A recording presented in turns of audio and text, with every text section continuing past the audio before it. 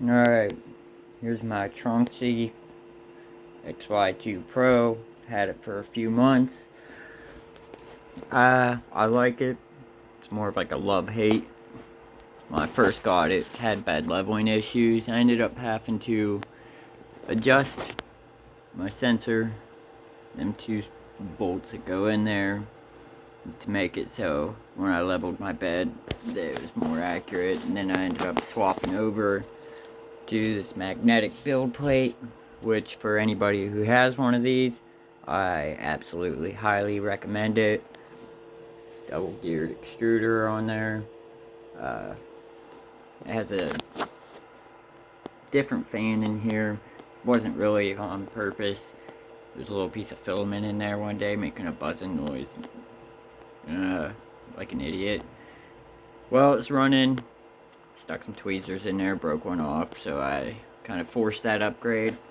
Bed springs, and my biggest thing was my firmware.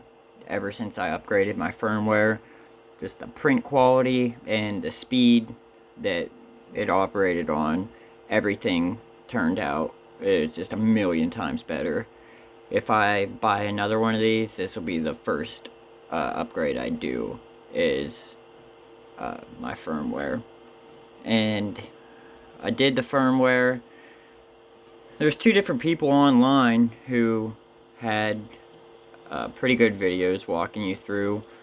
One of them was that Jeff's 3D Corner, and then there was another one, I forget his name.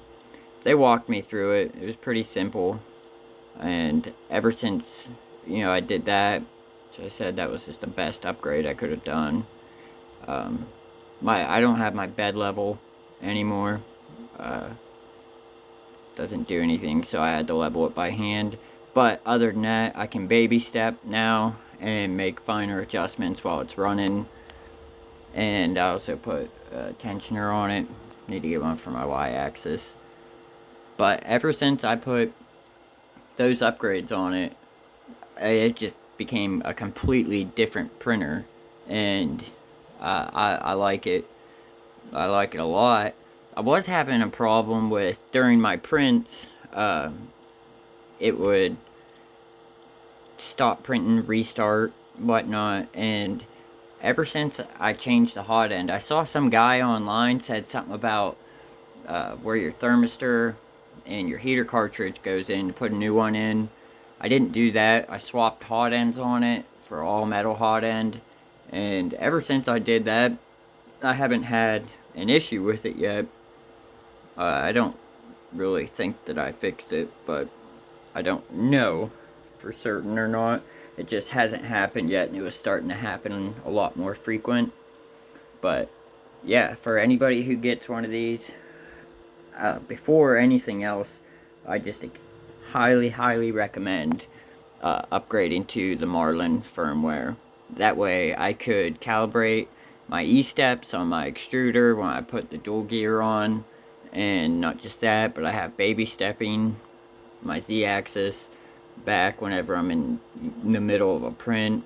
And not just that, but it's just the way that the printer moves, everything. It's a lot faster, and the prints look excellent, and I haven't had any bugs yet for it so far. Knock on wood, I suppose.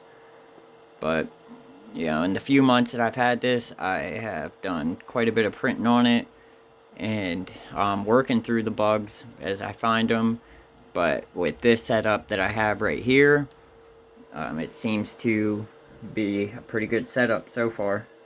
So there's this printer. Get to the Sunlu next. This was the replacement for my Ender 3. Then I had the Fox Lab before that one. And so we're on to, I try to keep 3 printers at all times, pretty much. I put the other ones away. There's the Sunlu I got, and then there's the Anycubic that I pretty much just use for the laser. I'm having some Z-axis issues. Basically, the one lead screw is super bent. I bought new ones, but I screwed up ordering the wrong size, and then somehow I screwed up again and ordered the same exact wrong size. So, we'll get to probably the Sunlu next. Alright, thanks.